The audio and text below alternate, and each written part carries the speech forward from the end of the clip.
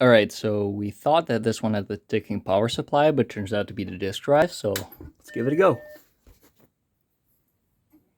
Look, like, did you hear those two ticks? Like, we thought that was the PSU, but it's the disk drive. So, alright, let's have a look.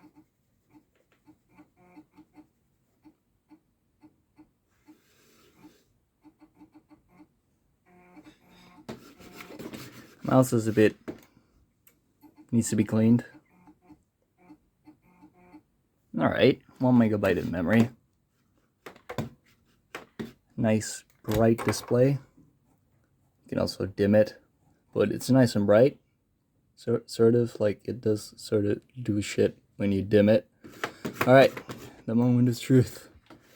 Will this work?